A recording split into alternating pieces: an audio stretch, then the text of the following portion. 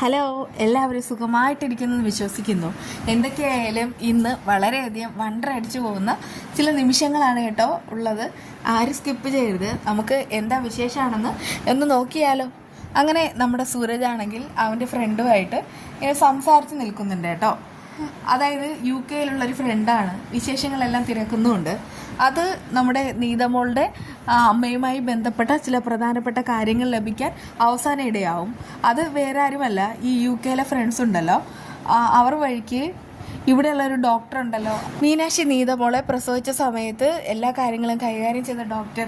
ആ ഡോക്ടർ ഇപ്പോൾ ഉള്ളത് UK അവിടെയുള്ള ഒരു ഫ്രണ്ടുമായിട്ടാണ് സൂരജ് ഇങ്ങനെ സംസാരിച്ചുകൊണ്ട് നിൽക്കുന്നത്.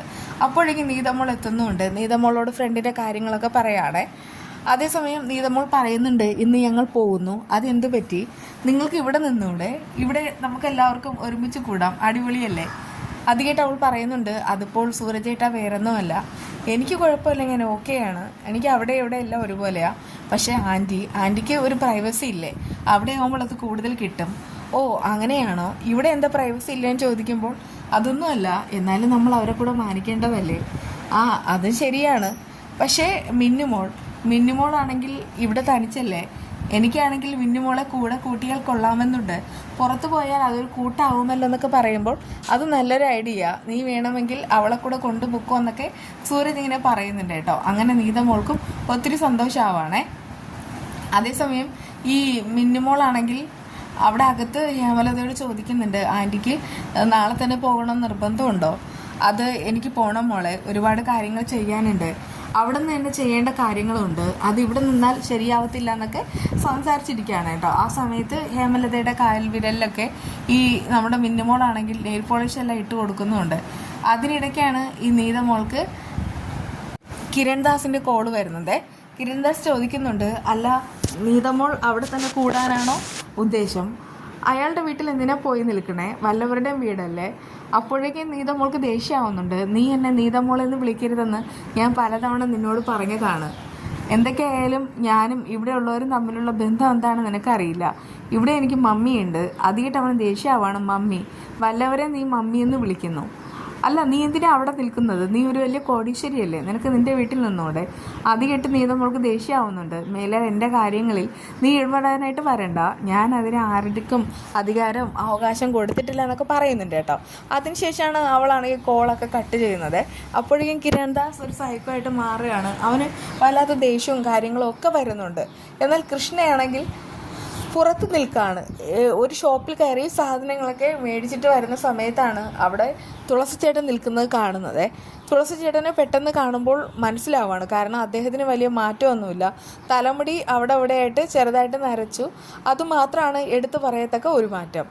ആ സമയത്ത് അവളെ കാണാതിരിക്കാനായിട്ട് അവൾ മാക്സിമം മറങ്ങി നിൽക്കുന്നുമുണ്ട്. അതിനിടയ്ക്ക് അവളാണെങ്കിൽ മൊബൈൽ എടുത്തിട്ട് അയാളുടെ ഫോട്ടോ എല്ലാം എടുക്കുന്നുമുണ്ട്. ഇതൊന്നും തുളസി ചേട്ടൻ അറിയുന്നില്ല കേട്ടോ. അതിനുശേഷം അവിടെ നിന്ന് പിരിയാണ്. അവൾക്കാകെ സംശയവും ടെൻഷനും ഒക്കെ ആയിട്ട് നേരെ അനിയെ വിളിച്ചു വരുത്താണ്. അനി ചോദിക്കുന്നുണ്ട്, അയാളെ തന്നെ കണ്ടതെന്ന് ഉറപ്പുണ്ടോ?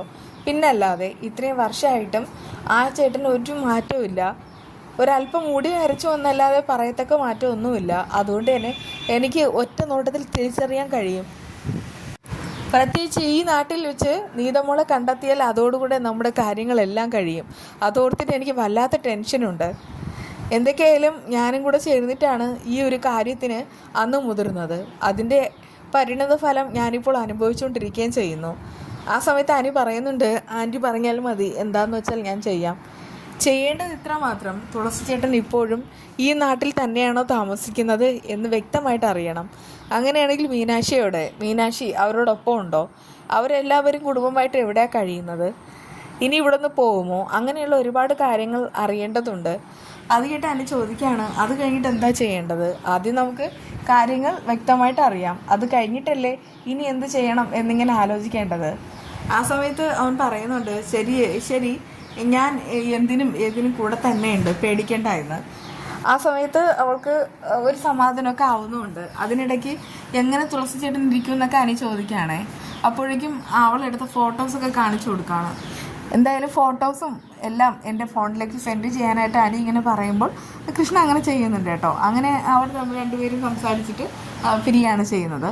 എന്നാൽ നീതമോളാണെങ്കിലേ കൃഷ്ണദാസ് വിളിച്ച കാര്യങ്ങളെല്ലാം ജയഗീതയോടും സൂരജിനോടും അറിയിക്കുകയാണ്. അവൻ എന്തിനാണ് ഇങ്ങനെ ഇടയ്ക്കിടയ്ക്ക് വിളിക്കുന്നതെന്നൊക്കെ അവർ ചോദിക്കുന്നുമുണ്ട്. അവൻ്റെ ഉദ്ദേശം എന്താണെന്ന് നിങ്ങൾക്ക് മനസ്സിലായില്ലേ, പക്ഷെ ഞാൻ അവന് നല്ല ഡോസ് കൊടുത്തിട്ടുണ്ടെന്നൊക്കെ നീതമോൾ അറിയിക്കുന്നുണ്ട്. എന്തായാലും മിന്നുമോളെയും കൊണ്ട് അവിടെ നിന്ന് പോകാനാണ് അവരുടെ തീരുമാനം. അങ്ങനെ പിറ്റേന്ന് രാവിലെ അവരെല്ലാവരും കൂടെ നേരെ പോകുന്നത് ഗസ്റ്റ് ഹൗസിലാണ്. ആ സമയത്ത് ഹേമലത പറയുന്നുണ്ട്, ഒരു കാര്യം ചെയ്യും മോളെ, മിന്നുമോൾക്കുള്ള റൂം കാണിച്ചു കൊടുക്ക്.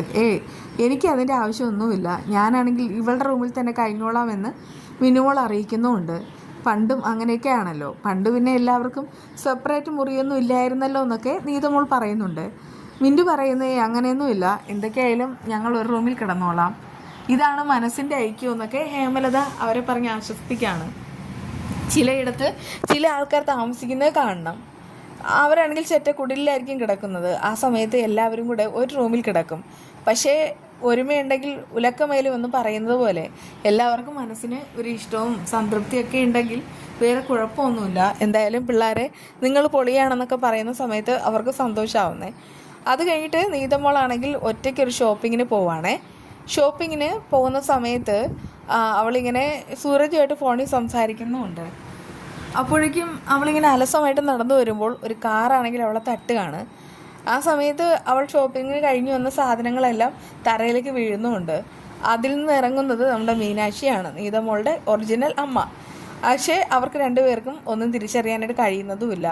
അങ്ങനെ നമ്മുടെ മീനാക്ഷിയാണെങ്കിൽ നീതമോൾ വീഴുന്ന കണ്ടിട്ട് ഓടി വരികയാണ്. അയ്യോ മോൾ എന്തെങ്കിലും പറ്റുമെന്നൊക്കെ ചോദിക്കുമ്പോൾ നീത പറയുന്നുണ്ട് ഒന്നുമില്ല എന്ന്. അങ്ങനെ ഡ്രൈവർ ചേട്ടനെയും വിളിച്ചിട്ട് അവളുടെ സാധനങ്ങളൊക്കെ എടുക്കാനായിട്ട് മീനാക്ഷി പറയുന്നുമുണ്ട്. എന്നിട്ട് പറയാണ്, വാ മോളെ നമുക്ക് പോകാം, ഹോസ്പിറ്റലിൽ പോകാം. എനിക്ക് കുഴപ്പമൊന്നുമില്ല എന്ന് നീതമോൾ പറയുന്നുണ്ട്. പക്ഷേ അവളെ തനിച്ചു വിടാൻ ഉദ്ദേശമില്ലാത്തതുകൊണ്ട് മീനാക്ഷി നീതമോളെയും കൊണ്ട് മീനാക്ഷിയുടെ വീട്ടിലേക്ക് പോവാണേ. പോകുന്ന സമയത്ത് ഡ്രൈവറോട് അവളുടെ മൊബൈലൊക്കെ മേടിപ്പിക്കുന്നുമുണ്ട്. അതിനുശേഷം നീതമോളുടെ അടുക്കൽ വന്നിട്ട് പറയുന്നുണ്ട്, സൂരജ് എന്നുള്ള ഒരു പയ്യൻ വിളിച്ചിരുന്നു എന്ന്. എന്തായാലും ഞാൻ അവനോട് ഇങ്ങോട്ട് വരാൻ പറഞ്ഞിട്ടുണ്ടെന്നൊക്കെ അറിയിക്കുന്ന സമയത്ത് നീതമോൾ അങ്ങനെ ഇരുന്ന് സംസാരിക്കുകയാണ്. അതിനുശേഷം ഞാനിപ്പോൾ വരാൻ മോളെ എന്ന് പറഞ്ഞിട്ട് മാറി നിന്നിട്ട് ഫോണിൽ ഒരു ഫ്രണ്ടിനെ വിളിക്കുകയാണ്. വേഗം തന്നെ വായോ എന്ന് പറയുന്നു. അങ്ങനെ ആ സ്ത്രീ വരികയാണ് കേട്ടോ. അതാണെങ്കിൽ ഈ മീനാക്ഷിയുടെ ഫ്രണ്ടാണ്, ഒരു ഡോക്ടറാണ്. എന്നിട്ടാണെങ്കിൽ നീതമോളെ പരിശോധിക്കുന്നുമുണ്ട്. വേറെ കുഴപ്പം ഒന്നുമില്ല എന്ന് കണ്ടുപിടിക്കുകയാണേ. എന്നിട്ട് നീതമോളോട് കാര്യങ്ങളൊക്കെ ചോദിച്ചറിയാനായിട്ട് ശ്രമിക്കുന്നുമുണ്ട്. അതായത് എവിടെ പോയെന്നൊക്കെ ചോദിക്കണേ. എന്നിട്ട് വേറെ കുഴപ്പമുണ്ടോ എന്ന് ചോദിക്കുമ്പോൾ അവളില്ല എന്നൊക്കെ പറഞ്ഞിട്ട് അവർ ബാക്കിയുള്ള ടെസ്റ്റും കാര്യങ്ങളൊക്കെ ചെയ്യുന്നുണ്ട് കേട്ടോ. എന്തായാലും ആ സമയത്ത് ആകാംക്ഷപൂർവ്വം നമ്മുടെ മീനാക്ഷി മാറി നിൽക്കുന്നുമുണ്ട്. അമ്മയും മകളും കണ്ടു കഴിഞ്ഞു. പ്രത്യേകിച്ച് മീനാക്ഷി ഈ നീതമോളുടെ ദേഹത്ത് തൊടുമ്പോഴൊക്കെ അവൾക്ക് അമ്മ എന്നുള്ളൊരു ഫീൽ അനുഭവിക്കാൻ കഴിയുന്നുമുണ്ട്.